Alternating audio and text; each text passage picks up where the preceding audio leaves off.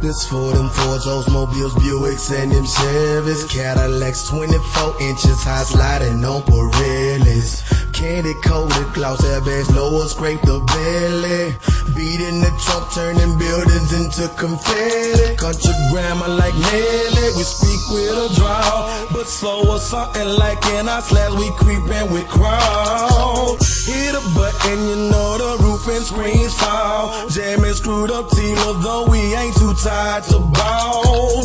Root beer candy coated Caprice flipping like I'm the law. See that shirt on that pop, got enough knock to pop it off. Oh, head cats telling me, Charlie, you need to knock it off. I just did look again, see I'm about to pop the bra. I'm from the dirty third coast where we keepin' it raw. Yo, slabs up against ours, you think that you're beating us now. Repimp your rocker slabs down in the south, be nasty, y'all. Think that it's something, just wait till we pull out them classic calls. Candy paint drip like it was fresh out of molasses jars. Futuristic, got customization is way past the stars. I got my mind on form, but I'm swinging bumper grills. Got my mind on form, but I'm swinging bumper grills. I'm swinging bumper grills. I'm swinging bumper grills. I'm swinging bumper grills. Bumper grills. I got my mind on form, but I'm swinging bumper grills. Got my mind on form, but I'm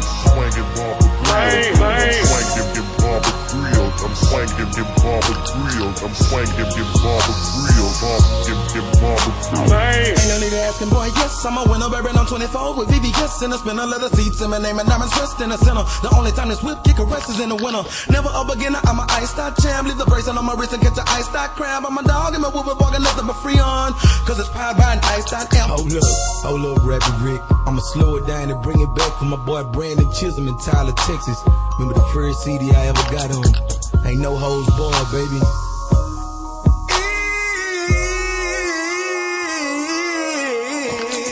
Ain't no need of asking, boy, yes, I'm a winner. Bourbon on 24s with VVS and the spinner, leather seats, and my name and diamonds rest in the center. And the only time this whip get caressed is in the winter. Never a beginner, I'm a ice-out champ. Flip the bracelet on my wrist and get your ice-out cramp. I'm a dog and my woofers barking nothing but free on, cause it's powered by an ice-out amp. Platinum princess cuts or invisible sex. Going up against us is like you're making it visible. Bet you can't see us. Envious niggas wanting to be us. Untamed already offered a chain. It can't free us from the side. Platinum metal VVS diamonds in my swinging around in my slab, showing boys what we buy. Think you got anybody better? We'll put up your cheddar, then tell them Charlie boy said get up, go get them and bring them by.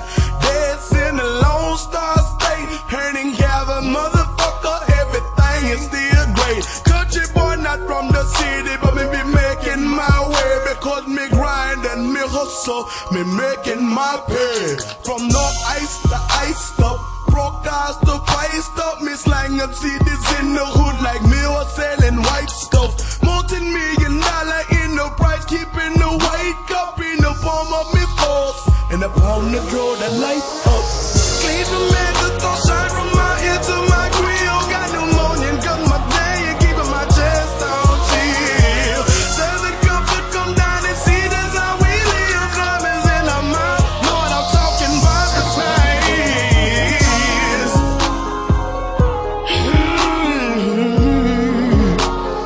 Man, Rapid Rick, they keep having the call like the mixtape mechanic. Man,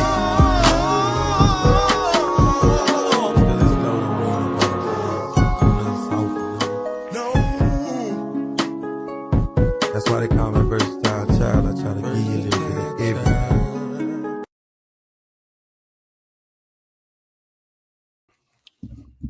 We Japanese still. You getting cooked in front of your family like a Japanese meal. It's y'all shoot the hibachi and none of you niggas can stop me. But can't help but watch me. We back with another one. As promised to my brother, door of L, we will be focusing on E1A tonight. I told the brother during a live broadcast a couple weeks ago, if he would send me proof that he was actually E1A, I would dedicate a show to actually, excuse me, if he actually was E1A, I would dedicate a show to the haplogroup. So tonight's show is going to be about E1A. We're just going to break it down. Now, there's not too much information about this, so we're going to bring out what we can. And I did find an interesting article making some interesting claims about the people that have E1A. All right. Excuse me. So let's get right into this. Before we start, I want you guys to see the phylogenetic tree of haplogroup E. There it is here. You can see on the screen. All right, so you should be able to see it on the screen. There we go. Now, this is the branch we're going to be dealing with, EM33, also known as EM1, I believe 132. And as you can see, it's an early branch from the E family. I believe EM96 is up here, P1477, and then P1 splits off here and becomes EM33, and EM33 splits into EM44 and EP110. So we're going to be dealing with this group here. You have some sub-Saharan Africans with this haplogroup. You also have some Italians. Interestingly enough, you do see these lineages also making their way into Europe in modern day populations, right? So I want you guys to get familiar. You know, haplogroup E is a big family tree, and it has other branches. Now, we focus on E1B1B and E1B1A all the time because they're pretty much the majority, right? They are the majority, and you can see E1B1A and E1B1B here. They pretty much dominate Africa, but you do have other branches like EM75, EM44, EP110. You even have a branch called EM329, E1B1A2. That's not as frequent as E1B1A or E1B1B, right? And then you see also another branch right here, EM85. We're not going to be discussing this tonight, but keep in mind there are other branches of E that doesn't really get the limelight, so to speak, right? So from there, let's go to the wiki article first. And then I'm going to show you guys a tool that you can use to, look up ancient samples or whatnot. All right, so I got so many tabs open, man. I need to go back to just making PowerPoints. PowerPoints are a lot more smooth. Put all my sources there, go back and forth easy, boom, boom, boom. Right now I'm doing it off my browser and just showing you guys the sources. So this is the haplogroup EM132. As you can see, formerly known as EM33. So if you see EM33, that's also referring to EM132. It says it's a human Y chromosome DNA haplogroup along with EP177. Now, what is a haplogroup? A group of individuals that share a common ancestor. That's what a haplogroup is, right? And we all inherit our Y chromosome DNA from our male ancestors, so it traces the father line. So it is one of the two main branches of the older EP147 paternal clade. EM132 is divided into two primary sub-branches, EM44 and EZ958, and with many descendant subclades. So as you can see to the right, possible time of origin, 50,000 years ago. So it's an old haplogroup on its own. coming from the P147 clade as the ancestral clade, and then we just read the descendants. Now let's go to the distribution, and they have it lined out here for you on the right as well. And we're going to particularly be dealing with the doggone here in a minute because they have a high percentage amongst the doggone. So EN132 is found most often in West Africa, and today it is especially common in the region of Mali. One study has found EN132 Y chromosomes in as much as 34% of a sample of Malian men, including 2 out of 44 samples EM44 and 13 out of 44 samples EM33/M132. In particular, the Dogon people of Mali have been found to carry haplogroup EM132 with a frequency as high as 45.5%, 25 out of 55 samples. This makes it perhaps the most common Y-DNA haplogroup in this population. Though EP1 appears to be almost equally frequent among the Dogon, which is 24 out of 55 samples, 43.6%. Another study has found haplogroup EM132 in 15.6% of a pool of 7 samples of various ethnic groups in Guinea-Bissau. Haplogroup EM132 also has been found in samples obtained from Moroccan, Berbers, Sahrawis, Burkina Faso, in 2 out of the 20 samples. The Fulbe, 2 out of 37 samples, and 5 in the Rimabi, Northern Cameroon, including EM44 and 9 out of 17 samples. The Fulbe and EM33/M132 in 3 out of 15 samples, equaling 20%. Senegal, 7 out of 139 samples at 5%. Ghana, 1 out of 29 samples at 3%. And the Guy, 1 out of 32 equals 3% on the Fonte. Sudan, including 5 out of 32, equaling 15.6% of the Hausa, and 3 out of 26 samples, equaling 11.5% of the Fulani. Egypt, 1 to 1.4%.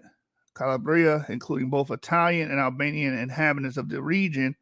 1 Italian from 67 tested from Trentino in northeastern Italy, and Romanians in Constanta. So you do have, again, this haplogroup that's associated with sub-Saharan Africans in Europe. And you know what's interesting about it? We probably saw these individuals. They probably look like the local people there, even though their paternal ancestry goes back to these ancient E-carriers that are associated with people in Mali, associated in Dogon, associated with various countries that these people are dispersed in sub-Saharan Africa. That lets you know that you can't use phenotype to judge an ancestry. So it says here, the EM132 or E1A haplogroup has been found in the ancient Guanche fossils excavated in Punta Azul on the Canary Islands, which have been dated to the 10th century. All right, so that's pretty much it on the wiki. Like I said, there's very little information about these people, right? Very little information. But we're gonna scrape and we're gonna get as much information we can about this group. Who said E1A is Esau?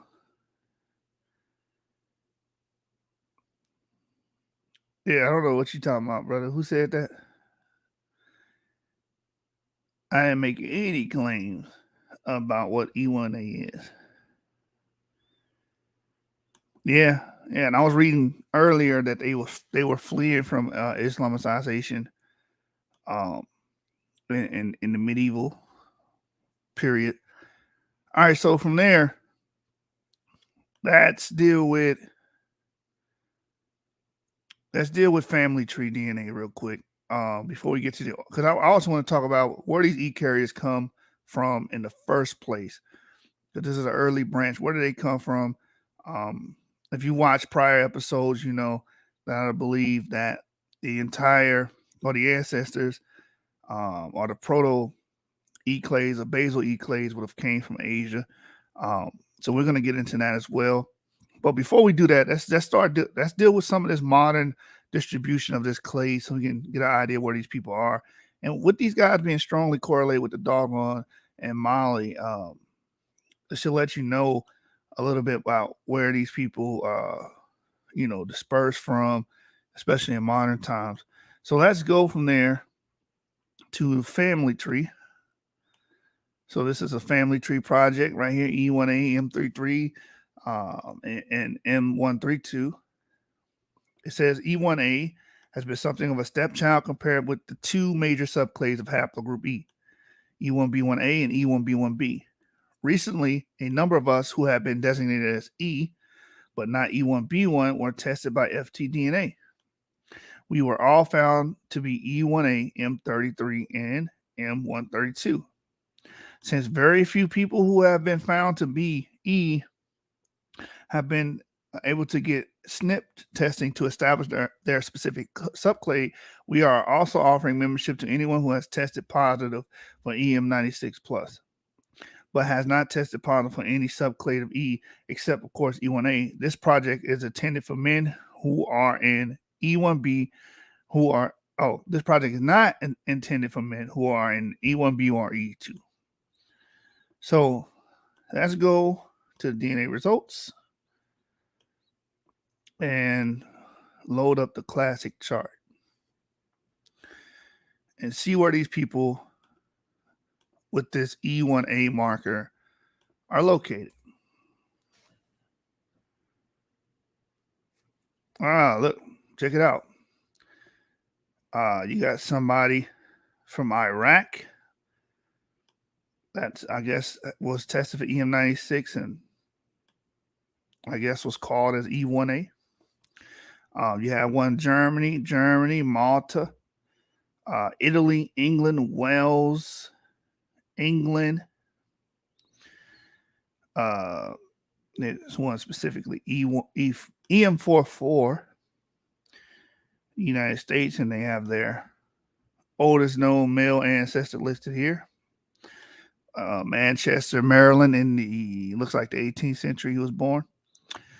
You got another one, Jesse Garrett. Maybe this is American as well. EM44 might be a descendant of a slave. Edward Garrett, EM44. Hungary, EM44. Albert Steiner, oldest known male lineage. Albert Steiner, born around 1859, born in the 19th century, he has this lineage as well. I see some Poland, Latvia, Poland, Romania, Poland, of course, Mali. We just went over that. Possibly Turkey as well. Germany, Guinea-Bissau. We got a paper dealing with that, the L638.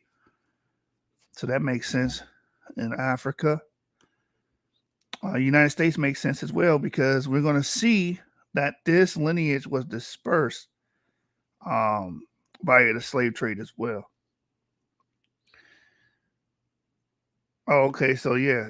So the wiki article mentioned that the Fulani have a small percentage of people that have that lineage as well. So they're E1A as well. So yeah, bear in mind, like, again, for people thinking that everybody that's a slave is the same, we have different lineages, and this is one of the lineages that made it off the slave ships as well. And them being associated with Mali lets you know that even Northwest Africa was being, possibly probed for slaves, right? So that's, keep going. EM132 in Egypt. EM96, EM132, Cape Verde. EM132 found in Spain. And you also see it here again, Spain. You see it. Yes, unknown origin. That might be American. Algeria. More unknown. That might be American.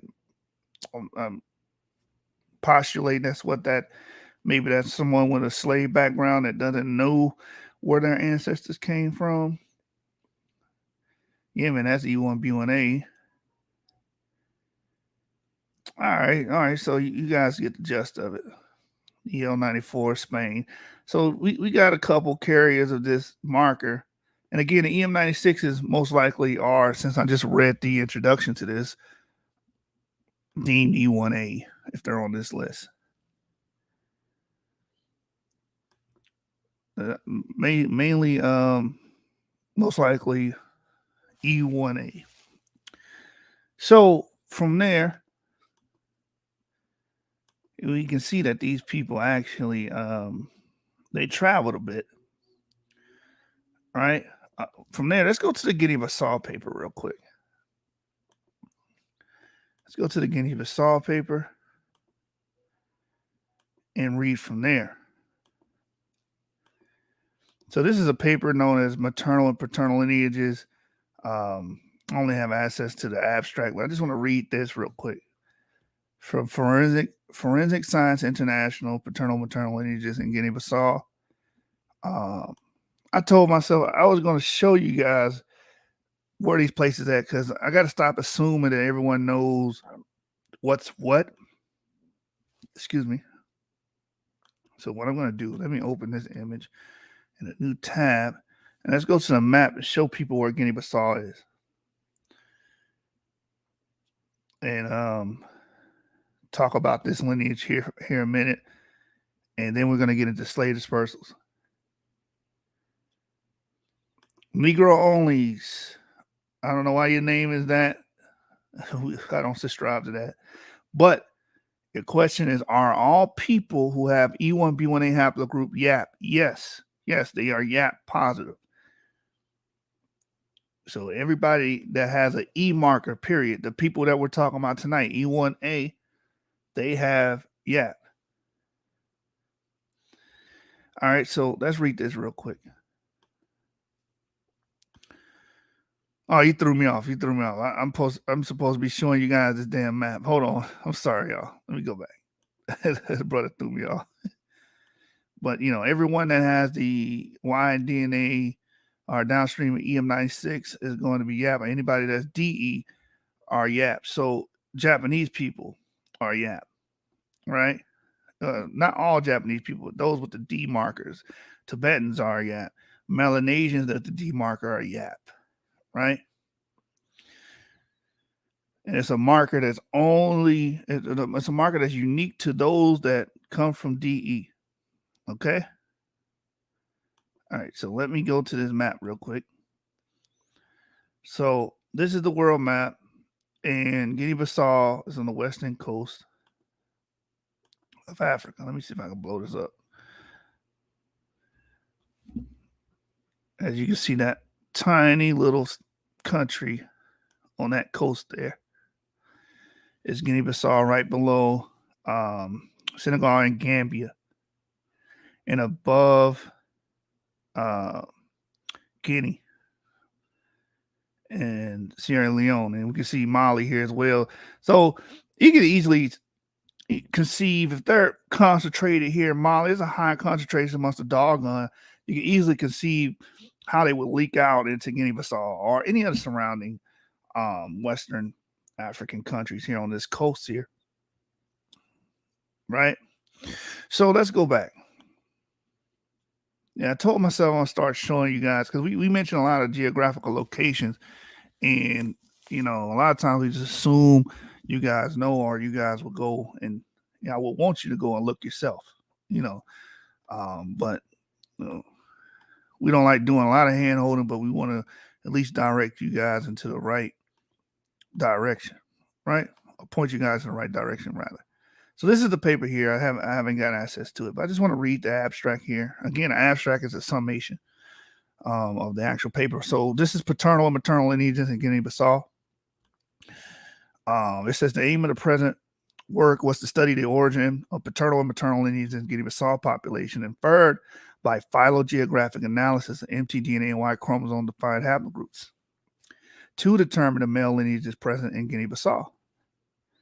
And we were dealing with a bunch of knuckleheads yesterday watching that video, and they read what the scaling phylogeography pretty much, and it didn't dawn on them that that's dealing with lineages. That's dealing with Y-DNA, mtDNA, male and female lineages, right? So it says 33 unrelated males were typed using PCR snapshot multiplex-based method, including 24 Y SNPs, which characterize the main haplogroups of sub-Saharan Africa and Western Europe. In the same sample, 17 SDRs, including in the Y Phylogeny, were additionally typed. The most frequent lineages observed were E1B1A at 68% and E1A M33 at 15%. The European haplogroup R1B1P25 was represented with a frequency of 12%. The hypervariable mtDNA regions were sequenced in 79 unrelated individuals from Guinea-Bissau, and haplogroups were classified based on control region motifs using mtDNA Manager. A high diversity of haplogroups was determined in our sample, being the most frequent haplogroups characteristic of populations from sub-Saharan Africa, namely L2A1, L3D, L2C, L3E4, L0A1, L1B, and L1C1. None of the typical European haplogroups H, J, and T were found present in present samples of Guinea-Bissau. From our results, it's possible to confirm that Guinea-Bissau presents a typically West African profile marked by high frequency of Y chromosome E1B1A and a high proportion of mtDNA lineages belonging to sub-Saharan specific subclades L1 to L3. A small European influx has also been detected, although restricted to the male lineages. So in this Guinea-Bissau genetic matrix, we do see E1A M33, and possibly this is probably how, or maybe the point where they got some of the slaves that carried that lineage as well, or they just got it directly from Mali. That could be a possibility as well. All right. So anyway, let me go to the next article. So from there, let's deal with. So we dealt with the family tree DNA. We dealt with that.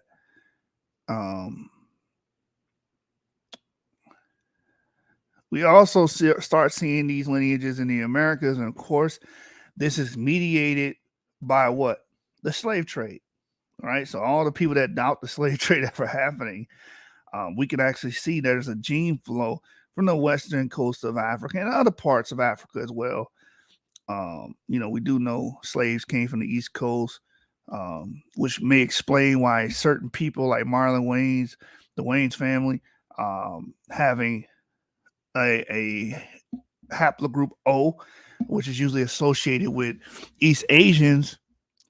Maybe they came from a Malagasy slave trade, maybe, and that's probably where their family came from, or maybe their family just migrated here. You never know, but we do have positive evidence that the slave trade did occur, because again, there's a major gene flow of sub-Saharan Africans and other Africans as well that came over here during that time frame.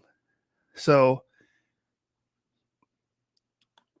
this is a paper called Y Haplogroup Diversity. I won't spend too much time here because, again, we just want to point out the E1A markers.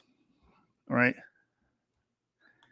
Y Haplogroup Diversity of the Dominican Republic, reconstructing the effect of European colonization and transatlantic slave trades. It says in the abstract, the Dominican Republic is one of the two countries on the Hispaniola Island, which is part of the Antilles.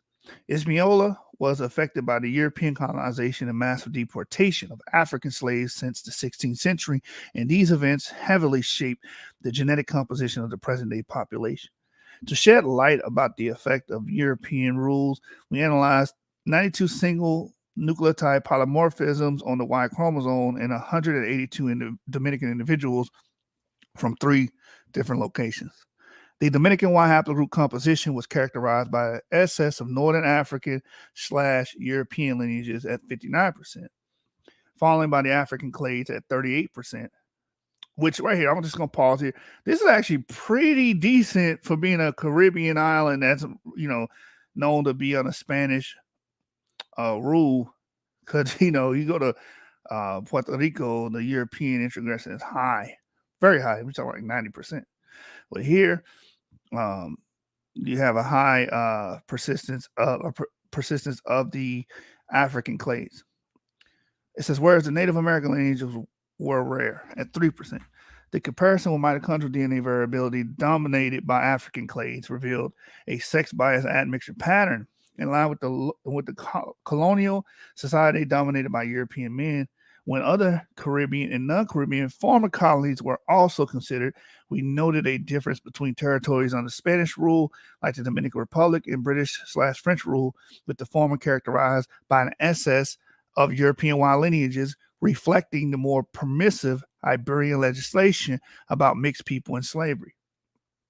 Finally, we analyzed the distribution in Africa of the Dominican lineages with putative African origin, mainly focused on Central and Western Africa, which were the main sources of African slaves. We found that most 83% of African lineages observed at Santo Domingo have a Central African ancestry, suggesting that most of the slaves were deported from those regions.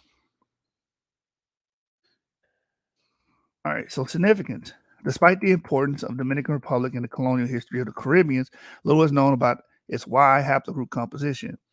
Analyzing the formative Y markers in Dominican individuals and comparing them with European and African samples, we observed a majority of Central African Y lineage in the Dominican sub-Saharan component, suggesting that most of the deported African slaves came from Central Africa. We also found a disproportion of European paternal lineages compared with maternal ones because of sex bias admixture due to social dominant role of European men. Finally, comparing our results with data from our Greater Antilles, we also observed differences between islands and paternal ancestry proportion, possibly related to regulations about mixed unions adopted by colonists. All right, so let's go to these Y DNA markers real quick and see the introgression and see what markers here. Of course, you should know that E1A is here. That's the title of the video, so there's no surprise. So the Y haplogroup analysis discusses this. I want the actual haplogroups listed out here, admixture analysis. Again, if you guys are paying attention to yesterday's class, what test do you use for admixture analysis?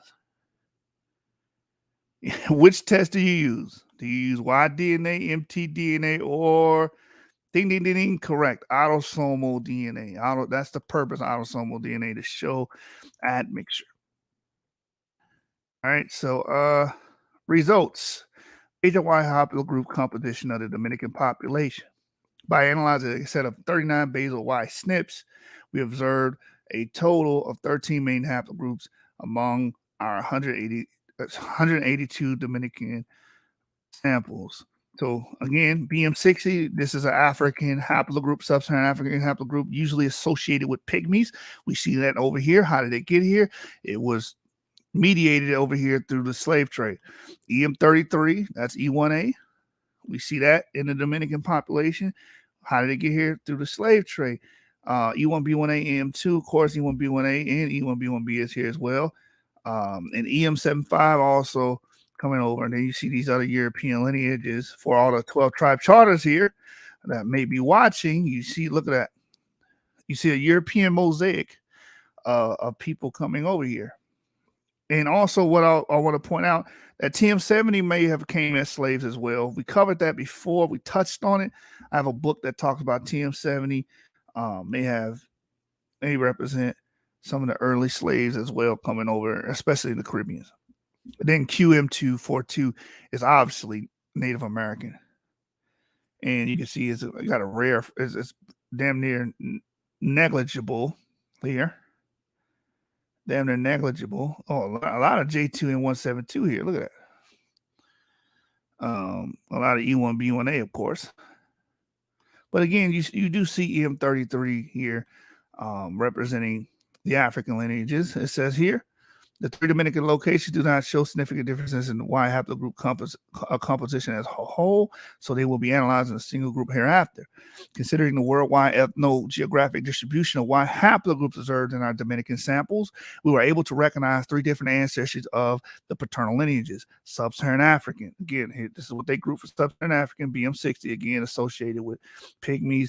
E1A M33 is associated mostly with, well, we see the highest frequencies amongst the doggone E1B1A, associated mainly with, Niger Cordoffian or, Bantu, E2M75 as well.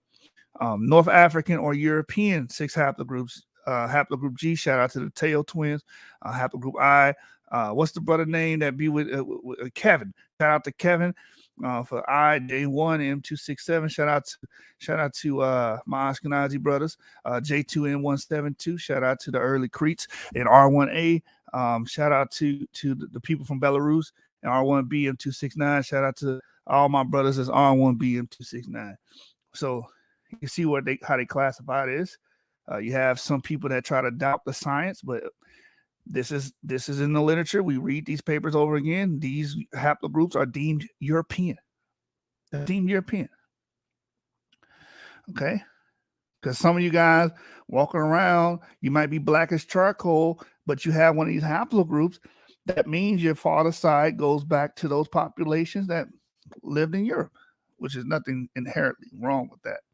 And also Native American ancestry, one haplogroup is QM242. 2 of the main lineages, E1B1B and TM70, could not be assigned at this level of resolution since they are common in both Mediterranean and sub-Saharan regions. Because of its history in the geographic barrier represented by the Sahara Desert, Northern Africa is genetically more similar to Southern Europe and the Near East than to sub-Saharan Africa. And for the aim of this study, it could be considered as a Northern African European region. The distribution of Y lineages in Dominican Republic and other Greater Antilles Islands are summarized in Figure 2. And then they give you a chart right here. Look at Puerto Rico. I mentioned Puerto Rico here. But, the star of the night E1M33, and we see these little dark yellow slithers here in Haiti. You see it here, of course, in the Dominican Republic. Another city in the Dominican Republic. In Puerto Rico, you kind of don't see it there. So you see it in Haiti, you see it here, see a little sliver, I believe that's right there. A little sliver. You guys probably can't see that right there in Jamaica. So they're here. And they're in the Caribbeans. So they made it over here too, most likely descendants of slaves as well. All right, so hold on, my bad. Let me go back. I didn't clicked off the thing. So here, also what's interesting, you see E1B1B here, as the paper states. You see some G tail, so you probably have an ancient Caribbean ancestor. You don't know. You may have an ancient Caribbean ancestor. They still come from Europe, but maybe they came by the Circle Caribbean. IM170. Some J1 M267 here, little percentages of that. But mainly the lion's share that you see in the Caribbeans here, if you guys haven't noticed, are the R1B descendants, M269. As you can see, the blue part of the pie, they're taking most of the real estate here, as you can see on the screen. They're taking most in Cuba. They're taking the most. It's only like in Haiti and like Jamaica where they're not dominating, but over here in Puerto Rico, and it looks like they're dominating the Dominican Republic and Cuba, with the 2 outliers being Haiti and Jamaica, which are pretty much dominated by E1B1A.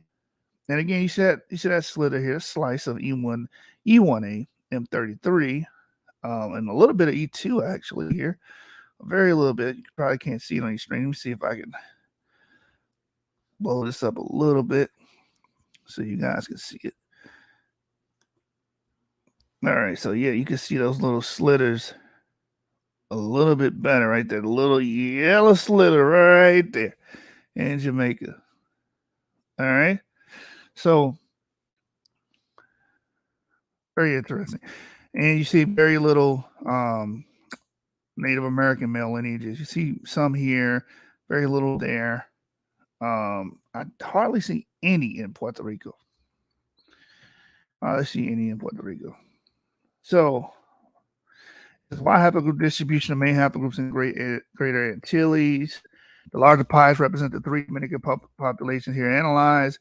Data from the literature for the Dominican Republic and other islands of the Greater Antilles are shown. The Cuban samples from Mendizabal et al. 2008 classified as R1M173 have not been tested for M269 and have been represented with a stripe field. The group others include all samples with ancestral stated in the markers here reported whose ancestry is unknown. Chromosomes from the literature have been assigned to a North African European ancestry based on reported ancestry and publication or geographic distribution of a derived downstream marker when available. These haplogroups have been assigned to a Northern European ancestry and are Dominican samples based on successful analysis. Among the 4 sub-Saharan African male lineages, the most common is E1B1A. That alone reaches frequencies ranging between 22 and 39% in the 3 Dominican groups here analyzed. The remaining Dominican samples mostly belong to 6 European lineages, mainly represented by Western European haplogroup R1B M269, that was observed with frequency ranging from 23% to 40%.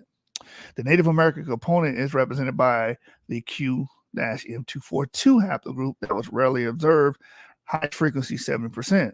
These observations are in line with previous findings from Caribbean islands and Central and Southern American populations.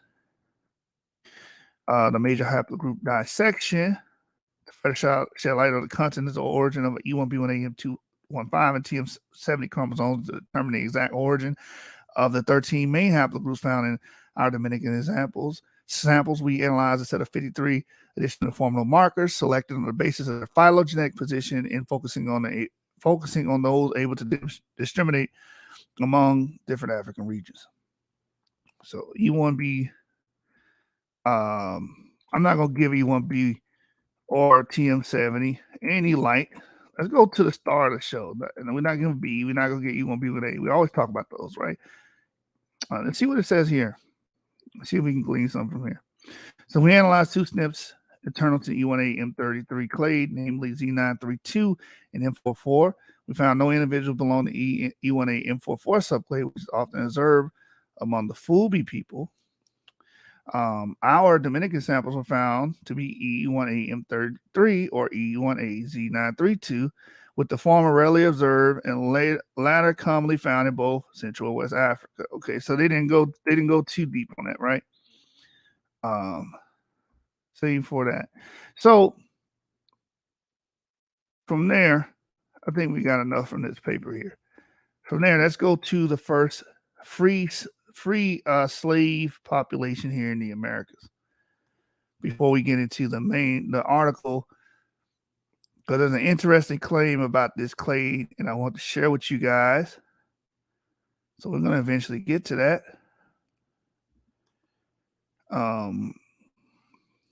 Ancient DNA the first herders.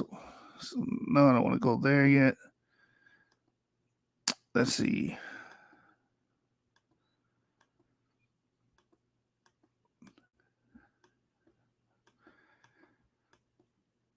Oh, so we read all that. So also, I want to show you guys this as well. So you can go here. You guys probably know about this, but those that don't, go to haplotree.info and go to maps, and you can type in any country, and it will give you a list of ancient samples, right? They give you a list of ancient samples. So if you type in Spain, you can find the Guanche samples that were actually E132, which is E1A as well. Right? All right, so let's get that first article. Let me get that article dealing with the first free slave community here in the Americas, in Palenque, I believe.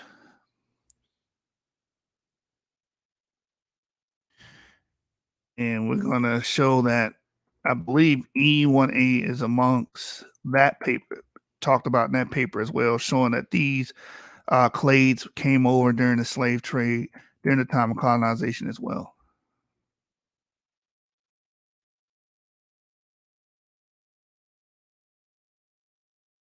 Let's see why I need it. I thought I had this paper already. There it is. Searching roots. Searching the roots. All right, so let's open this paper.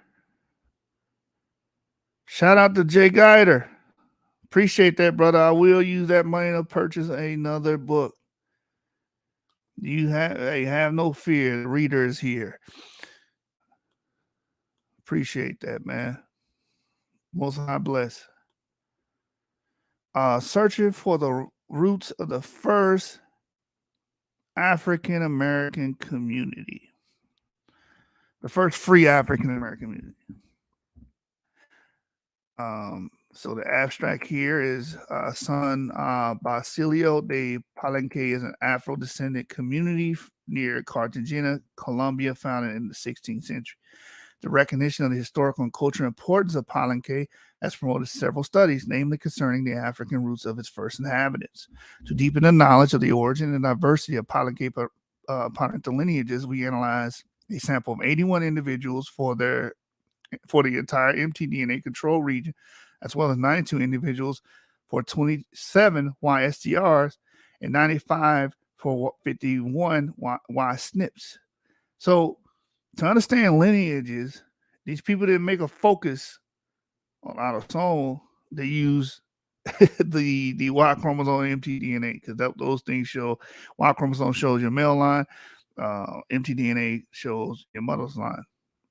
It says the results confirm the strong isolation of Palenque, with some degree of influx of Native American maternal lineages and European admixture exclusively mediated by men. Due to the high genetic drift observed, a pairwise FST analysis with available data on African populations proved to be inadequate for determining population affinities. In contrast, when phylogenetic approach was used, it was possible to infer phylogeographic origin of some lineage in Palenque, contradicting previous studies indicating a single African origin. Our results evidence paternal genetic contribution from widely different African regions. All right, so you know what? I want to read this. I want you guys to know this. So the introduction: San Basilio de Palenque is a small town near Cartagena, Colombia, founded by runaway slaves. At the end of the 16th century, African slaves started to escape from the coastal city of Cartagena to take refuge in the nearby region of Montes de Maria, establishing the foundation of the town of San Basilio de Palenque, hereafter referred to as Palenque. Exactly when the city was founded is unknown, but there are studies indicating that this community was already established in the second half of the 17th century and ultimately became the first free African community in America. Due to its strategic position located on the north coast of Colombia, Cartagena City was the center of Spanish slave trade and one of the main South American ports of arrival for slaves brought from different regions of Africa. The paucity of historical records, now paucity means, extreme lack of, makes it difficult to establish the exact place of departure of the slaves from Africa. Nonetheless, it is thought that until the early 17th century, the Africans arriving in Cartagena would have left from the region of Upper Guinea. Later, the Congo and Angola, together with Upper Guinea, would have been the major regions from which slaves were taken to Spanish America. At the end of the 18th century, beginning of the 19th century, slaves would have come from several regions, from Senegambia to Mozambique. All right, so Mozambique, that's East Africa. The village of Palenque is currently inhabited by approximately 4,000 Afro descendants who maintain a cultural and ethnic identity for more than 3 centuries, with high endogamy and little influence from neighboring communities. So this community pretty much preserve genetic isolation by inbreeding with themselves, right? That's what endogamy means. It says Palenque preserves the ethnic conscious and cultural traits of African roots, such as the social organization, complex funeral rituals, and traditional medical practices, among others. Moreover, it is the only African American population speaking a Creole language with a Spanish lexical base. Due to these characteristics, Palenque was declared by UNESCO as a masterpiece of the oral and intangible heritage of humanity in 2005. In the last decade, the recognition of the historical and cultural importance of Palenque has promoted several studies with the aim of reviving its history and searching for the African roots of its first inhabitants. Given the high diversity of slaves arriving in Cartagena, one might suppose that several ethnic groups will be behind the foundation of Palenque. However, this theory has been questioned by linguistic and anthropological evidence pointing to the region between Congo and Angola, the ancient kingdom of Congo, as the origin of the first inhabitants of Palenque, with an almost exclusive contribution from a single Bantu ethnic group, the Bakongo speakers of Kikongo. However, cultural and genetic features do not always come together. I hope you guys are listening to this part, because you have certain people saying, well, if you're from these people, then you should have the same culture. No, that's not how it works. You can have children that absorb and adopt a new culture, that can create a culture that gets another culture, right? Oh yeah, you're right, Doorbell. Let me point people to where we at on the map, on the globe. On the globe, this is Colombia and South America right there. Some people are like, why you got to show that? Like sometimes, like if I'm talking about Kazakhstan over here, you got to know what part of the globe we're talking about. But over here, we're talking about Colombia here in South America, as you can see, right? Colombia. This is where the first free African American community was established. Anyway, let's go back. Let's go back. On the culture note, there's certain people that argue that you got to be a part, you got to have the culture to be. No, that's not how descendants, that's not how ancestry works. Ancestry works by a man and a woman getting together, having sex, and having a child. That's ancestry. It has nothing to do with the cultural practices that you have. It has nothing to do with the rituals that you enact. Now, it has nothing to do with the gods you invoke. It has nothing to do with that. It's all about you coming out of certain people's genitalia and being formed in the womb. Okay? It says again, however, cultural and genetic features do not always come together. Few genetic studies have been performed to confirm a single geographic source of the founders of Palenque. The first genetic studies carried out with human antigen, leukocyte antigen markers reveal limited Native American and European gene flow, as well as close genetic distances with African populations, especially from Western Africa. Nevertheless, a higher than expected European input, 38%, was detected when studying the pool of paternal lineages in Palenque. Due to the strong isolation of Palenque, paternal European admixture most likely occurred before its foundation. And we kind of briefly touched on this before. We have a lot of European introgression and African American, and a lot of times these children, in some cases, will still be sold as slaves, right, or still be a part of the slave communities in some way, some shape, form, or fashion. But a lot of times, also they become freed and manumitted. That's why certain government entities would try to block that, because wait a minute, you're messing with our resources. You're killing our employer. Like you're killing our workers off by allowing, having sex with this woman and having these children and freeing them, right? So it's a complex issue, right? So let's keep reading. It says the results based on autosomal ancestry and informative markers showed approximately 10% European ancestry, supporting a sex-biased European influx. It says more recently, Ansari Port et al. Investigated uniparental markers from the Y chromosome and mitochondrial DNA. According to these authors, the Yumbi from the Republic of Congo is the most likely group from which the original male settlers of Palenque came. Taking all together genetic evidence available, it is safe to assume that the Palenque has preserved a high African ancestry and that European background was essentially mediated by males. Nevertheless, the information available is not enough to clearly assign the continental regional origin of paternal lineage that are present in Palenque. Concerning mtDNA, the results from hypervariable segment 1, HVS1, did not allow us to determine continental origin in more than 25% of the study haplotypes. For the Y chromosome, the available information is also fragmentary. Data available in Noegra et al. For a small number of samples do not allow to evaluate founder effects, given the lack of information on Y chromosome-specific short-term repeats based on the results from Ansari. It is not possible to quantify non-African influx due to low resolution of lineages outside of haplogroup E1, B1A, M2.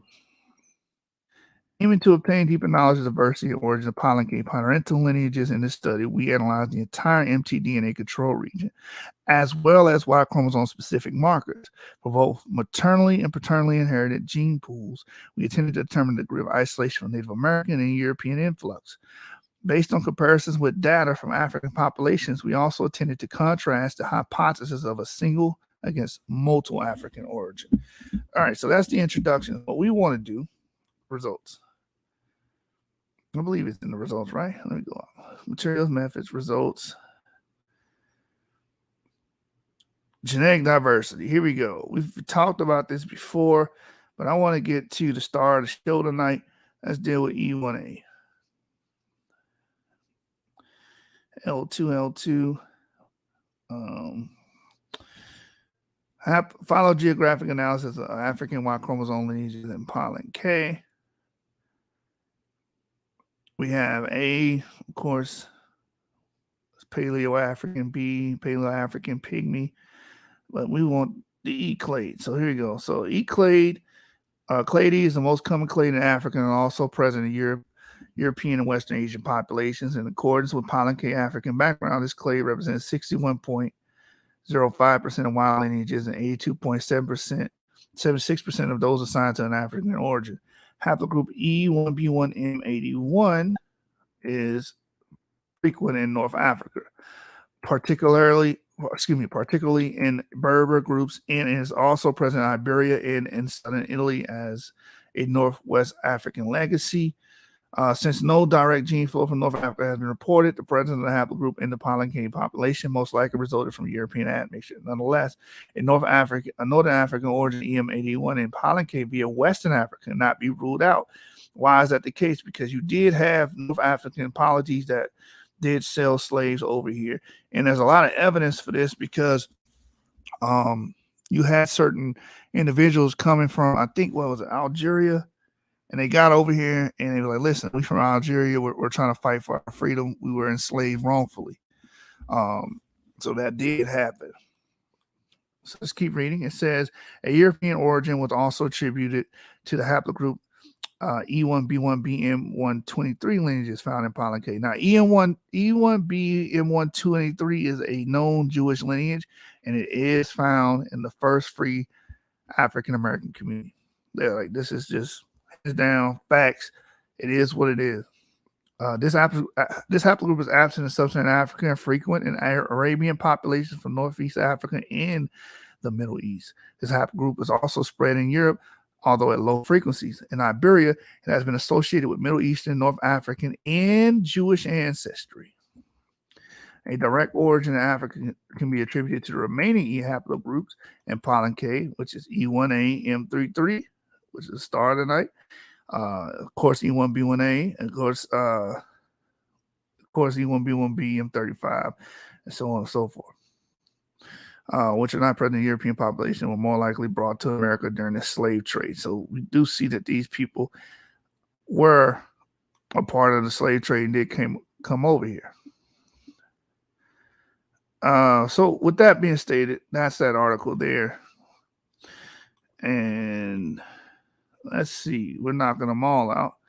Before we get into the article, I just want to give this reminder because I believe that the ancestral E carriers did come from, including E1A, did initially come from at the onset tens of thousands of years ago from Asia. So, of course, we've been to this paper. We have mentioned this paper to ad nauseum, right? Carriers of mitochondrial DNA macro haplogroup L3 basal lineages migrated back to Africa from Asia around 70,000 years ago. Fun fact, when they first discovered YAP, that was one of the things they brought out, that, hey, that this haplogroup is evidence of a back migration into Africa, right? That's one of the early hypotheses about haplogroup E, right? So let's go to this paper and let's go down to the origin of haplogroup E. So that's the Eurasian origin of mitochondrial L3. Here it is, the Eurasian origin of Y chromosome haplogroup E. An origin in Asia and return to Africa was proposed long ago for the Y chromosome African haplogroup E. And I believe that, yep, hammer. I believe back in 97. It says this hypothesis was based on the derived state of its African Yap positive haplotypes 4 and 5, haplogroup E, with respect to the ancestral Asian Yap type 3, haplogroup D. The later discovery of new markers evidence that D and E were sister branches of the Yap node. Haplogroup D showed that derived status for M174 and the ancestral status for M40 in Asia, whereas haplogroup E was characterized by the derived status for M40 and M174 ancestral status throughout Africa. Thus, the migratory sense between continents of both haplogroups could not be assured. A few Yap positive individuals ancestral for both markers were detected in West Africa and in Tibet, although assigned to parahaplogroup DE, its actual ancestral state could not be confirmed. Furthermore, a new mutation, P143, united two other Eurasian haplogroups, C and F, as brothers, and in turn, DE and CF were joined to an ancestral node defined by mutations M168 and M294. The initial scenario proposed to explain this complicated situation was that two independent migrations out of Africa occurred, one marked by D and others marked by CF paralineages. However, a new interpretation arose following the discovery of more than 60,000 single nucleotide variants by next-generation sequencing techniques. The most parsimonious interpretation of Y chromosome phylogeny constructed with these variants is that the predominant African haplogroup E arose outside the continent and back migrated to Africa. Right? Dorvale says, why do they use E1A for mitochondrial DNA 2? It's the same. It's not the same, but it's the same pretty much classification of using letters to represent the mutational steps, pretty much. So, you know, they have an A, they have a B, they have a C, they have a D as well. They have L, M, and N, and they also have A through X, I believe. Is it X? Yeah. Is it X2A? Yeah. So they just using letters to characterize the mutational steps. All right. So anyway, this haplogroup, I am in agreement with this hypothesis that haplogroup E started outside of Africa and Asia and then migrated back into Africa. It says the D split as lower bound 69, pretty much about 70,000 to 74,000 years ago, or 84,000 years ago, plus or minus. So N and radiation of E in Africa has upper bound 65.5 thousand to 8.5 thousand years ago, yields a time frame highly coincidental with the dates estimated for the mtDNA haplogroup L3 expansion. Furthermore, the spatial distribution of the residual Y chromosome haplogroup D in Asia is a good indicator of the geographical location of the putative DE split. The highest frequency and diversity of D are in the Tibet region, although D is also present in low incidence throughout Southeast Asia. Two other centers with notable frequency are in Japan and the Andaman Islands, possibly representing the edge relic areas of wider distribution long ago. There are no native D lineages in India, decreasing the possibility that the subcontinent was the center of the DE partition, which argues against the southern route. It's likely that the diversion of the Y chromosome D and E haplogroups occurred up to the Himalayas in or west in or westward of the Tibet, which coincides with the hypothetical bifurcation center proposed for the mtDNA L3 macro haplogroup. So basically what he's arguing is that DE split around in and around the Himalayan region along with L3, right? Coetaneous east and westward expansion of modern humans from Central Asia. The above described coincidental diversion of female and male lineages occurred during a glaciation period 70 to 100,000 years ago. It is possible that cold climatic conditions forced humans southwards, and that upon being confronted with the Himalayas, humans dispersed across southeastern and southwestern Asia. It is likely that this climatic change also led the Neanderthals to extend their southern range and consequently increase their geographic overlap with humans and possibly Denisovans, outcompeting them in search for resources. This southward retreat was more extensive in the West, as evidenced by total occupation of Levant by Neanderthals approximately 70,000 years ago, and forced return of modern humans carrying mtDNA L3 and Y chromosomal E basal lineages to Africa. So he goes into the methods, his reasoning. Again, this going on during the glaciation period, forcing ancient humans to migrate westward and eastward of the Himalayas. And of course, he's saying E and L3 went west and, towards Africa, the Middle East and Africa. And D would have went east towards, East Asia, China, and Japan, right? Says, however, 20,000 years later, the situation changed. Modern humans advanced westward from Inner Asia, displacing Neanderthals along the way and colonizing East Asia, South Asia, and Central Asia, from where they reached the Levant approximately 50,000 years ago. In Europe shortly thereafter. This westward colonization of modern humans was also proposed based on an archaeological perspective. Under the proposed model, early modern humans would have left Africa much earlier than the time frame proposed by geneticists under mitochondrial molecular clock restrictions.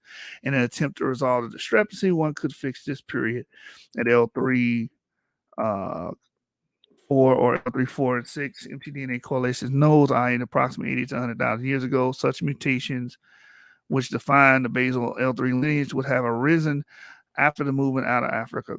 Accordingly, the exit of the companion men could be dated to the split of the branch CDEF M168 from BM181 approximately 86 to 120,000 years ago. However, given the inaccuracies of molecular clock, we prefer to rely on fossil and climatic records to establish the timing of out-of-African movement of early humans across the Levant, which yield approximately 125,000 years ago, the most likely period. Then he gives you a graph here, L3. Again, see, this is where he would say D and E split right here, where you see L3 is. D would go eastward from the Himalayas, and E would go westward according to this paper. I wanted to invoke this paper because I wanted to show that I agree with this position that haplogroup E, and that would include E1A, will actually be Eurasian in origin and will actually migrate back into Africa, not having its origin there. All right. So now let's go to this paper. I think this paper is a little exciting. Someone making these claims and whatnot. I felt like this would be a good cherry on the top of the cake here. So, with no further ado, let's deal with some Jewish postulation here.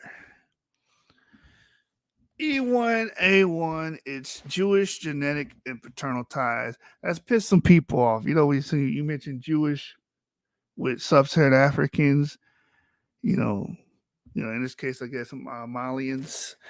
You're gonna piss some people off, especially people that are racist or have these ideas about skin color and delimiting people's ancestry. So let's read what this guy has wrote about this.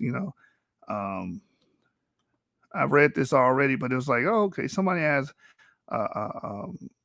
a interesting premise here, interesting hypothesis here. So let's read it. It says, you can look high and low. Hold on, let me give you the title here. It's a title, that's the title, but I want to give you the author. So the author here, This is written by, where is that? Boom, boom, boom. Written by Robert E. Hall. As you guys can see. Let's go back. It says you can look high and low, but I doubt you will find a more interesting haplogroup than E1A1. I mean, 1A1. Who would have believed this when we first got our Y-DNA label? We were African and presumably just another differentiation of haplogroup E. Some of the experts were telling us that not only were we all African, but there likely had been a recent history of slavery in our background. Never mind our Jewish connection. Never mind the fact that many of us with this Y-DNA signature had no known background of Africanness. Now, the first people are going to be like, oh, he hates himself. Let's hear him out real quick. We'll just, I found this paper very intriguing. All right. So the E1A1 connects with sub-Saharan Africa, but also with Mediterranean area, with the Middle Eastern countries, and with European and American locales. If we follow the genetic and paternal clues available to us, particularly those revealed in DNA studies, cultural and linguistic comparisons in African archaeology, we may see where its journey began almost 19,000 years ago and learn how one of the smallest haplogroups became scattered abroad. A quick look at the Y-DNA test results shows that today E1A1 seems centered in sub-Saharan West Africa.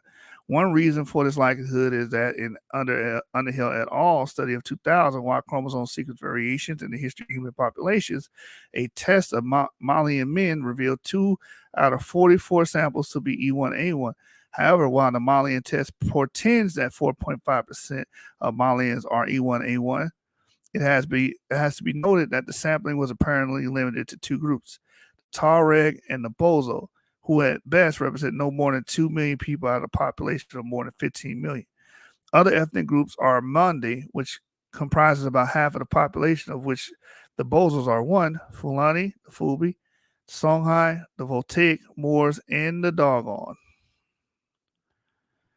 What can be made of the Tuaregs and Bozo samples of E1A1 in the Underhill study? The answer is not clear because we do not know precisely where the E1A1 was found, whether in one group or both, and we have to be skeptical of a small number sample from less than 30% of Malians. E1A1 seldom appears, though, and when it is found, it is never in abundance.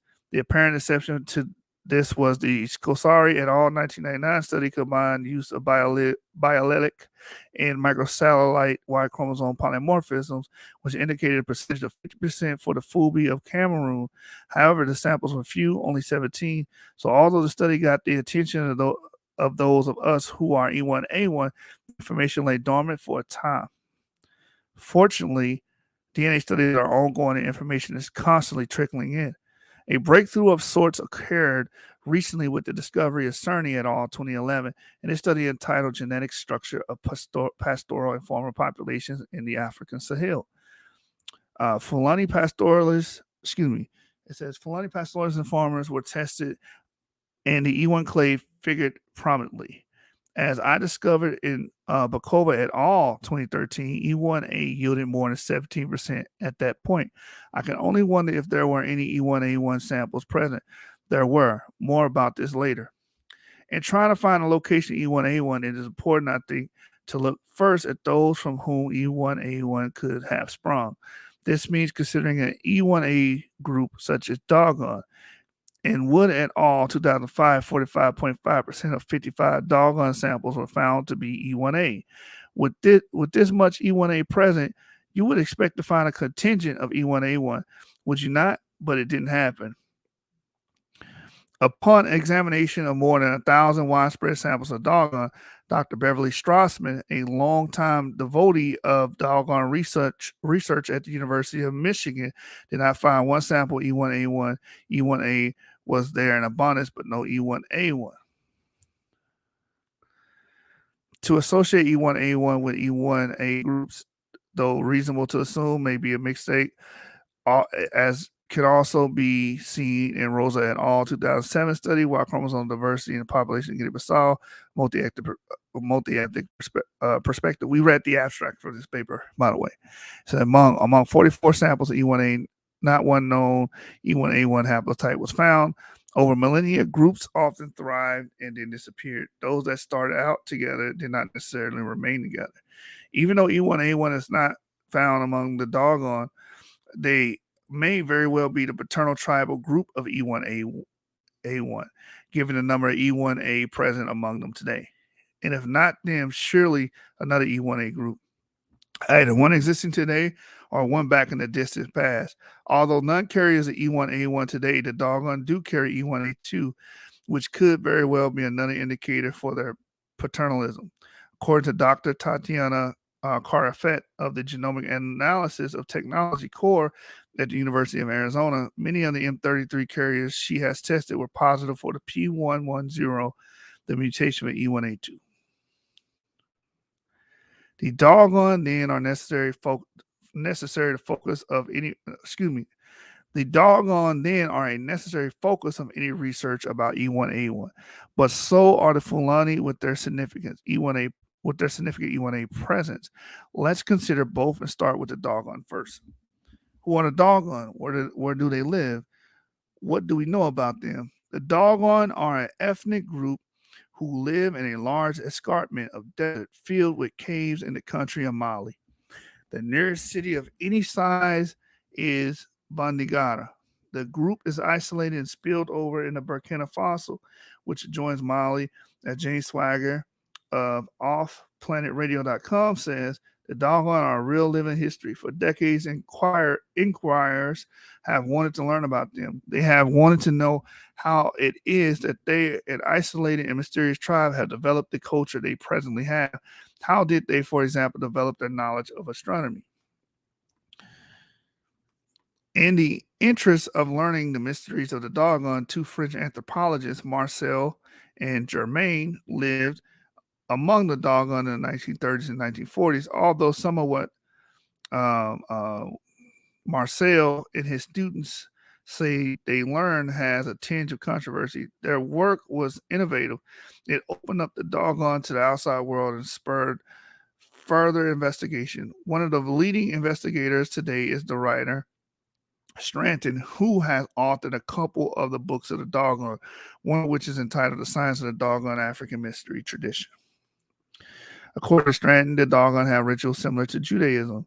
They wear skull caps, have prayer shawls, and swear tefillin boxes and practice circumcision. Additionally, just like Jews, they celebrate the concept of Jubilee, and they appear to have words and symbols that are connected to the hieroglyphs of the Egyptians. In this book, Stranton goes into detail into the comparison of doggone mythology and other cultures, seeking to prove similarity between the doggone and the ancient world, especially the Egyptians, suggesting that the ancients were not the ignorant people we moderns have often thought them to be. Anthropologists have long wondered how the doggone received the bountiful knowledge of astronomy they seem to have. A few have suggested that they have been taught by recent visitors, and others have ventured to guess an extraterrestrial assistance. But Stranton believes the doggone once lived in East Africa, maybe near Nabta Playa, which is located 800 kilometers south of Cairo, the site of a small, much older Stonehenge used for astronomical observations thousands of years ago. A prehistoric calendar from the site now resides in the Aswan Nubian Museum. The devotion of the doggone or any ancient group of people to astronomical knowledge should not come as a great surprise. In prehistoric times, the stars were often the only road maps across a vast changing desert. Tribal leaders had to read the overhead map in order to lead their dependent tribesmen to food and water. Could Scanton be right? Could the doggone have come from Nabta Playa? Possibly. The doggone say their cultural memory is that they came from a very large lake far to the east. The dried up basin of Nabta Playa might just fit the bill, but who can say? There are probably several other Great Lakes that might qualify. Every 50 to 60 years, the doggone make masks related to Sirius, the brightest star in the sky.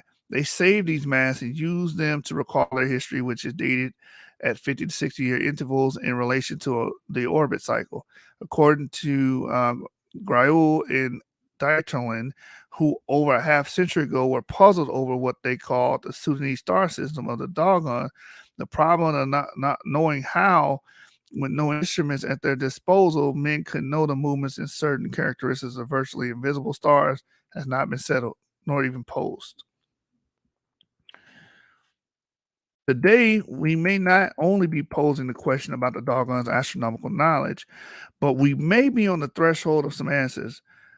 Stratton believes the doggone probably left East Africa sometime around the period of 3500 BC. He chose this time for two reasons. One, Judaism was developing about this time and was contemporaneous with ancient Egypt.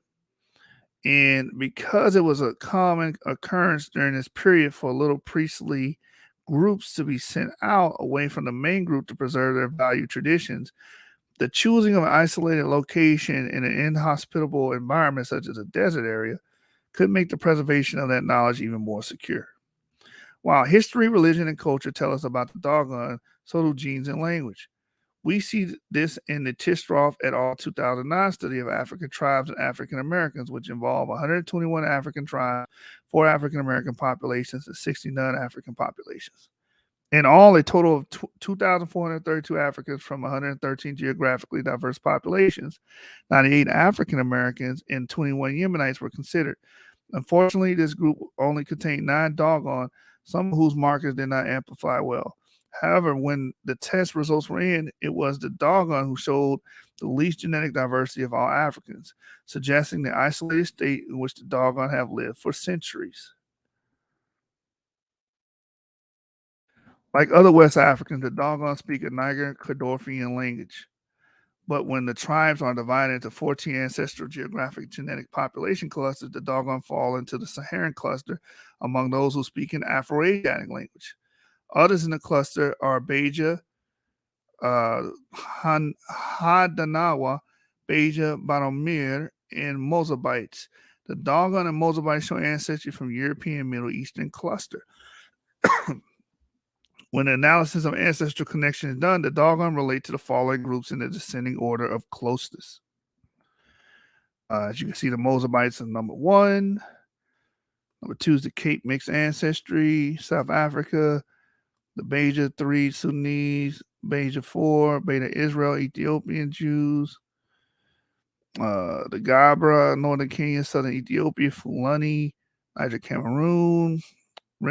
Dayel, Kenyan, Fulani, Nigerian, Bagara, Sudanese, Tacoma, and Nigeria, West Central Africa, 12, Borana, the Southern Ethiopia, Northern Kenya, and last but not least, 13, Fulani, Cameroon. The Mozabite connection is certainly significant and indicates that the doggone were likely once in North Africa. This, as it turns out, is consistent with the doggone's oral history, which also claims that tribe has only been in Mali since the 14th and 15th centuries. But there's even more than oral history to suggest a North African location for the doggone. During the period when Rome controlled North Africa and recruited warriors for their legions and auxiliaries from the region, some of whom wound up in British cemeteries during Rome's occupation, some of these recruits were doggone. We know this from Stephen Leach's 2009 study, Migration, Diversity in Rome and Britain, in which the author said, incidentally, that Rome recruited from North Africa, not Sub-Sahara. Beta Israel is also revealing since it's comprised of Ethiopian Jews, the group who claim to possess the Jewish Ark of the Covenant. Ties between the group and Israel have long been observed. In fact, not long ago, Israel elected a black woman with ancestry in Ethiopia as their Miss Israel. But also important is the doggone connection to the tribes of Beja Hananawa and Beja Banomir, Gabra, Rendil, Bagana, and Borana, all of whom are found in Sudan, Kenya, and Ethiopia. Surely there were a closer relationship to these at one time. Although the Cape mixed ancestry is second on the list of those shared genes with the doggone, it is important to understand that it represents a very diverse South African area. Among those present, there are Bushman tribes who are believed to be some of the cousins of doggone. A good question to ask after viewing these gene shares of the doggone is this: could it be we are basically seeing back in time movement of the doggone not very long ago? maybe 1,000 to 2,000 years in the past. They may have been closely associated with the Berbers and lived in Northwest Africa. Before that, it seems that they may have lived in Northeast, which is now called Egypt, Sudan, Kenya, and Ethiopia. Now let's consider the Fulani, who, because of their widespread migration over 1,000 years, have many subgroups who now claim a connection. The Fulani comprise maybe the largest population in Africa, with the Fulani pastoralists alone numbering in millions. Clearly, if we are to believe the results of the Tishkoff study, they and the doggone have had a long association. The question is, how close an association has this been? The two studies might help to answer the question are Cerny et al. 2011 and Bokova et al. 2013, in which the Y-DNA of 364 Fulani pastoralists and farmers in the Lake Chad area were analyzed. The chart of Bokova et al. 2013 provides the basics, where she used all but 4 of the Fulani pastoralists and all but 18 of the farmers from Cerny study. Using Bokova's chart and not counting smaller haplogroups, the Fulani pastoralists leading haplogroups by name percentage are as follows: E1B1A 54.4%, E1B1B1 18.8%, E1A at 12.3%, R1B at 7.4%. The farmers' haplogroups are also of importance, but not so much for what they are, but for what they are not. As Boskova et al. 2013 points out, there's very little overlapping of haplotypes between the two groups. I will explain.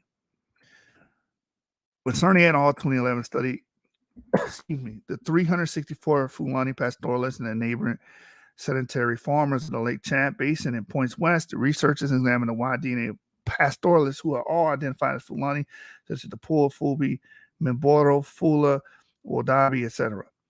And we're speaking one of the Fulfulde dialects belonging to the West Atlantic branch of Niger-Congo linguistic family, with the inclusion of the Y-DNA from the farmers of the same region. More than 17% of the total samples were placed under M33, the mutation for E1A, with no further delineation. The important distinction, though, is not the group's total, but the group's differences. While the overall percentage for E1A was high among the Fulani pastoralists, it was half of what it was among the farmers. But most striking is that when I use known E1A1 haplotypes and examine E1A, 21 of the 25 Fulani pastoralist samples appear to be E1A1, more than 10% of the total of 206. Among the farmers, there was no E1A1 or R1B, only E1B1A, E1A, other than E1A1, and E1B1B1A in descending order of numbers, plus 3 minor representations. Obviously, a test for M44 is always preferable when looking for E1A1, and I inquired as to whether the known haplotypes might be tested. However, the study leader, Victor Cerny, indicated that it could not be done at this time. As a result, I did not venture away from those with the telltale DYS 391 equal 9 and DYS 392 equal 12. It says, with such analysis, simple as it may be, I think I found a group that has the highest percentage of E1A1 discovered to date. Now someone will say that E1A1 haplotypes I use could be E1B1B1 haplotypes. However, in examining the STRs of E1B1B1 men, only saw one from more than 1,000 samples that matched a known E1A1 haplotype, and it could actually be an E1A1. To assume that there are no mistakes made where hundreds of samples are listed, it's unrealistic. But even if there is some overlapping of haplotypes between E1A1 and E1B1B1, there's probably not much. Scosari et al. 1999 has already shown that E1A1 has a significant presence among the Fulani. It seems then that what Scosari et al. 1999 told us about the Fulani of northern Cameroon in 1999 was groundbreaking, but we didn't know it at the time. We dismissed the results from 17 samples taken because we did not want to be premature in our assessment. Not only have we rediscovered and confirmed the Fulani in their E1A1, but for the first time ever, we may be seeing E1A1 has been spreading in Africa. A nomadic population has perhaps picked up small, rare subclades of E1A in Northeast Africa, or maybe even farther north, and dispersed it all along their route, moving from northeast to northwest Africa and then down into sub-Saharan region.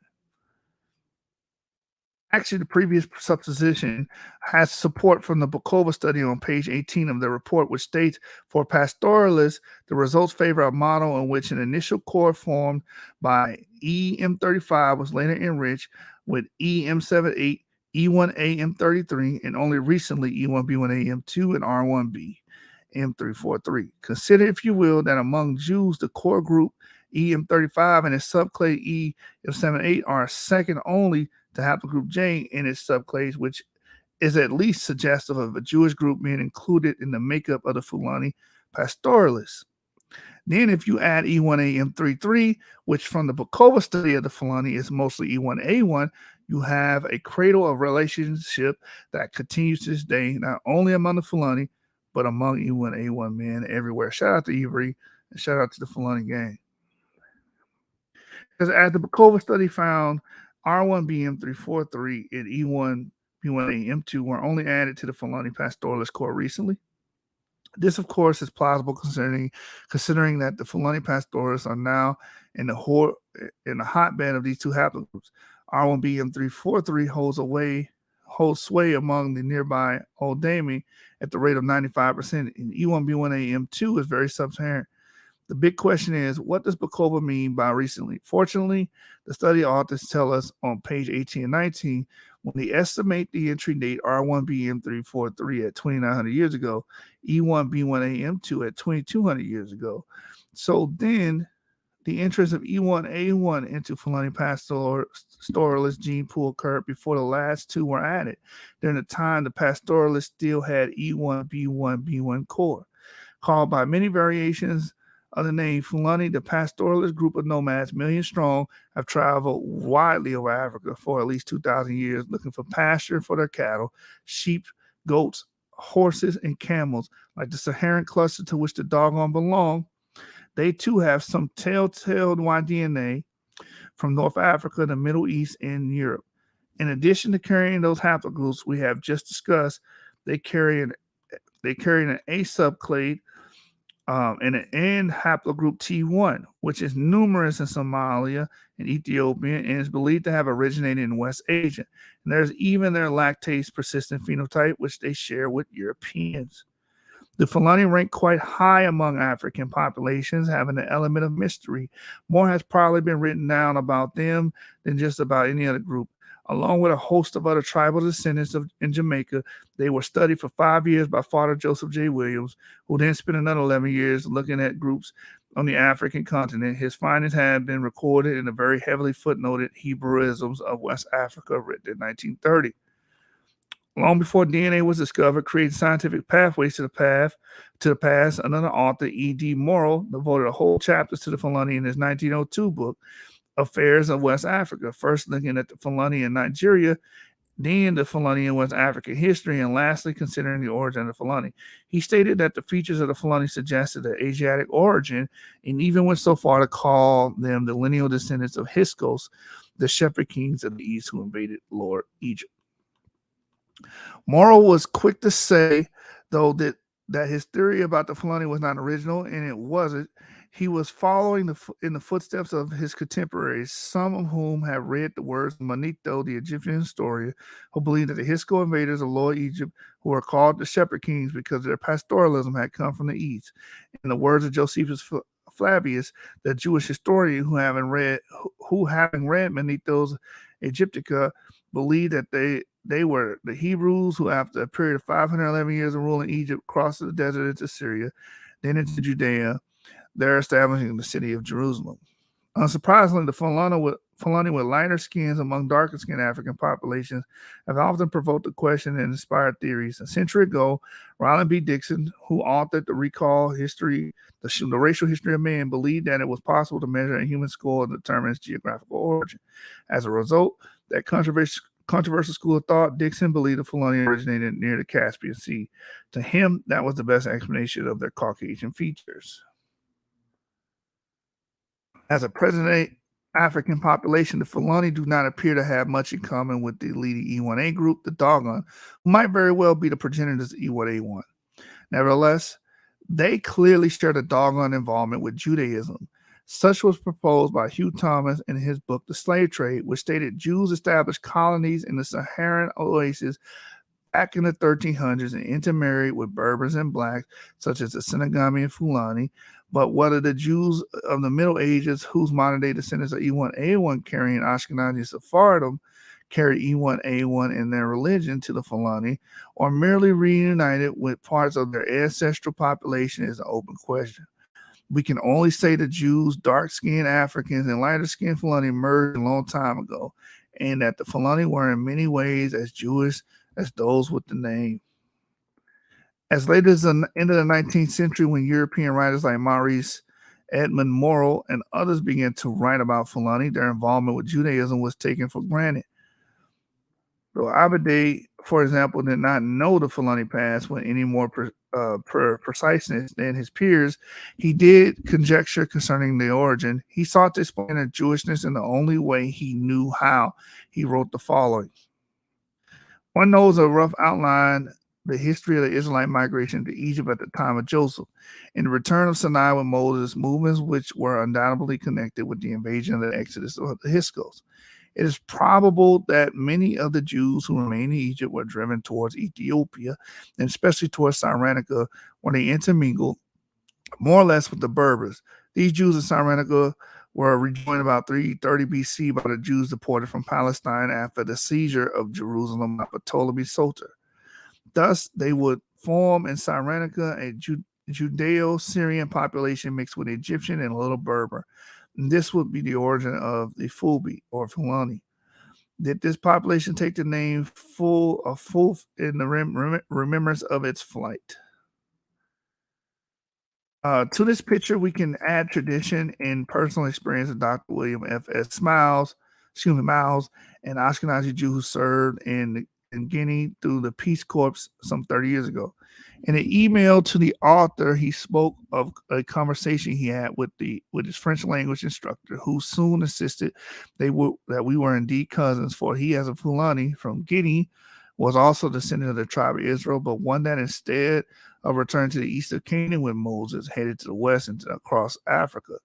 As Miles discovered going to Guinea, his environment was not devoid of Judaism, but filled with it. According to Hebrewism of West Africa, the influence of Judaism on West Africa can be traced in part to the Empire of Ghana, with Maurice Delfosse, the French savant who was the French governor of West Africa, believed was inherently Jewish.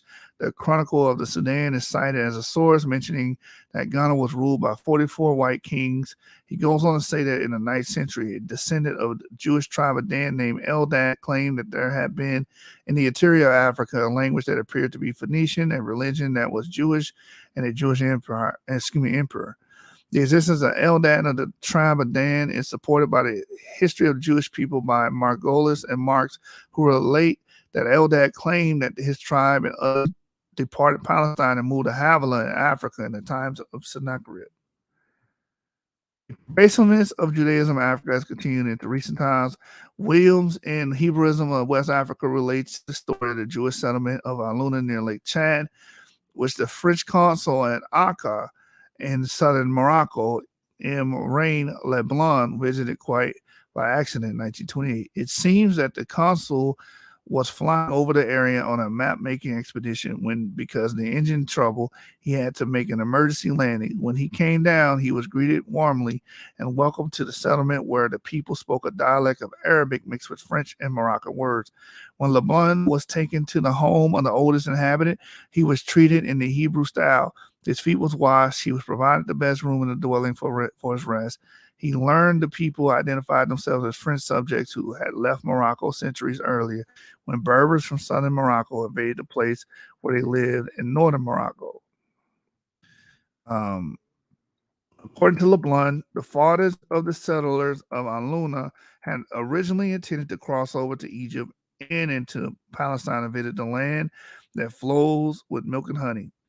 But because of the disease, famine, and warfare, they had to remain in the desert. Nevertheless, they had never abandoned their hope to migrate to their homeland someday. He reported that the Jews with dark skin could easily be taken for part of the native population of Africa, but they had held to their Jewish tradition to keeping their ritual service in the ancient Hebraic books and even have a Talmudic commentators.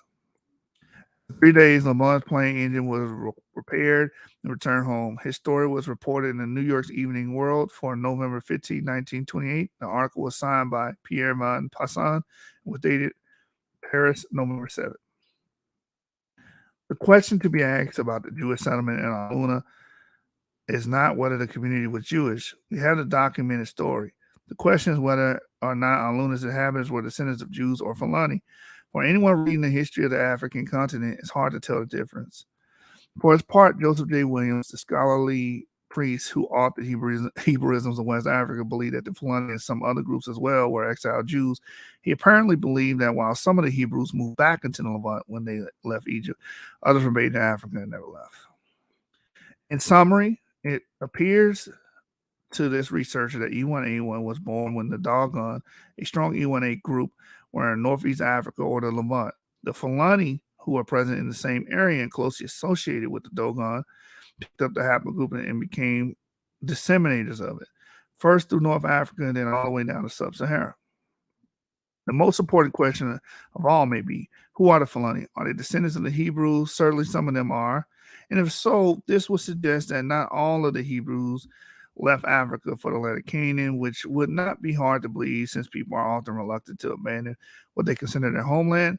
If the pastoralists were indeed the shepherd kings and did indeed live in Egypt for several centuries, it is reasonable to assume that if decisions was made to leave Africa, some would go, while others would remain. But some things we don't have to guess about. We know, for example, that Jewish families settled in North Africa and even down into the sub-Saharan region long after Moses took the Israelites into the Levant. Admittedly, the spread of E1A by the Fulani is debatable. Some would argue that E1A could have been assimilated to pastoralists in recent times from some group in Sub-Sahara. But what group would that be? The Dogon have no E1A that is measurable, and every other non-Fulani group that has any precious has precious little.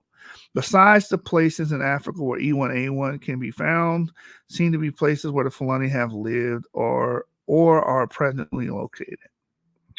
When I asked Victor Cerny about the age of Fulani Y DNA, he said he would judge it more likely to represent thousands of years in age rather than hundreds.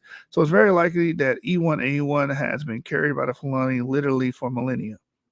Now, it's not their dominant haplogroup, not even close, but it's present and it's being spread by these traveling nomads. Finally, it is E1A and not E1A or its other subclades that seems to appear among the Ashkenazi men who fall under the heading of E1A. Just as E1A seems to be more dominant clade than E1A among the Fulani pastoralists. Why then, we might ask, are E1A and the other subclades mostly absent? The obvious answer would seem to be that they don't appear often because it was E1A that was spread among Jewish men, not E1A ancestral, or one of its other subclades. Perhaps, just maybe, this tells us something about where it originated. And he gives his sources here, and that, ladies and gentlemen, is the paper. I want to, in the video of the E1 Haplogroup. On that, again, there's a scarce information about this haplogroup because it's a scarce haplogroup, but we're able to pull some sources together and bring out information.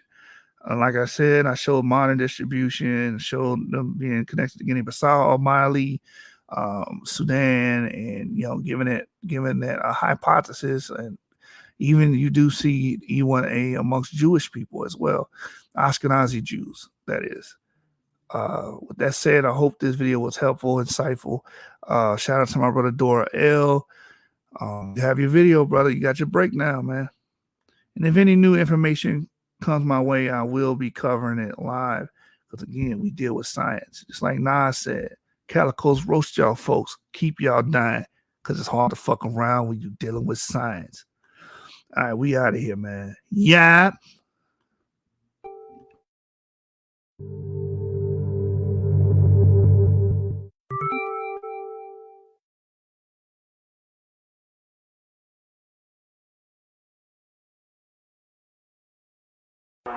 This for them Fords, Oldsmobiles, Buicks, and them Chevys. Cadillacs, 24 inches high, sliding on Pirellis. Candy coated gloss, airbags lower, scrape the belly. Beat in the truck, turning buildings into confetti. Country grammar like Nelly, we speak with a drawl, but slow or something like in our slabs, we creepin' with crawl. Hit a button, you know the roof and screens fall. Jamming screwed up Tila, though we ain't too tired to ball. Root beer candy coated, Caprice flipping like I'm the law. See that shirt on that pop, got enough knock to pop it off. Old head cats telling me, Charlie, you need to knock it off. I just did look again, see I'm about to pop the bra. I'm from the dirty third coast where we keepin' it raw. Yo, slabs up against ours, you think that you're beating us now? Rebuild your rocker slabs down in the south, be nasty, y'all. Think that it's something, just wait till we pull out them classic calls. Candy paint drip like it was fresh out of molasses jars. Futuristic, got customization is way past the stars. I got my mind on form, but I'm swinging bumper grills. Got my mind on form, but I'm swinging bumper grills. I'm swinging bumper grills. I'm swinging bumper grills. I'm swinging bumper grills. Bumper grills.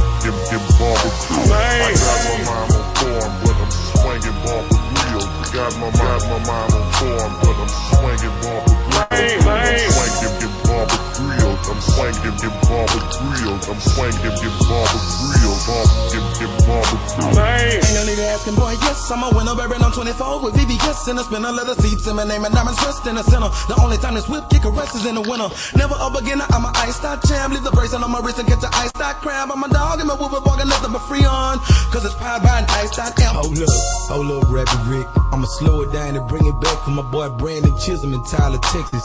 Remember the first CD I ever got on? Ain't no hoes barred, baby.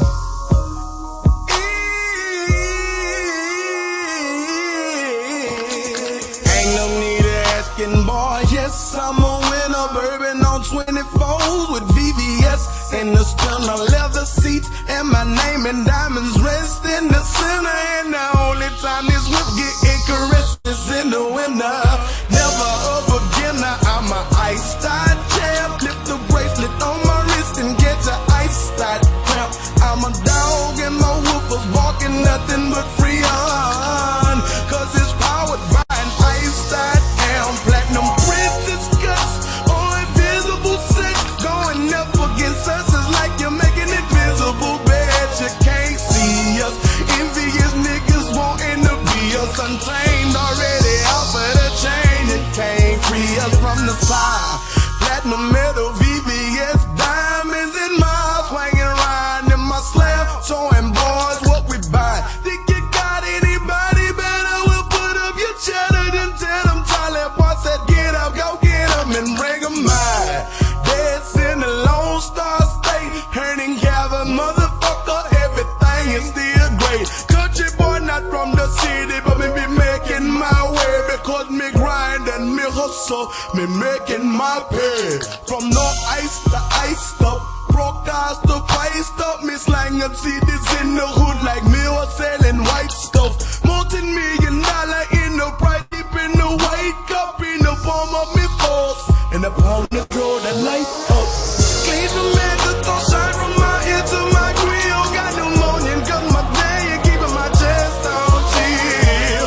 Says the girl could come down and see that's how we live. Diamonds in our mouth, know what I'm talking about the price.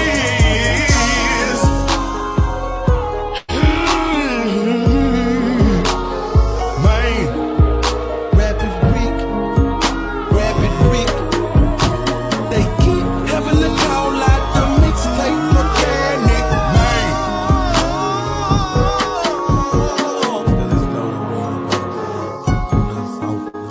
no. That's why they call me versatile child. I try to give you a little bit of everything.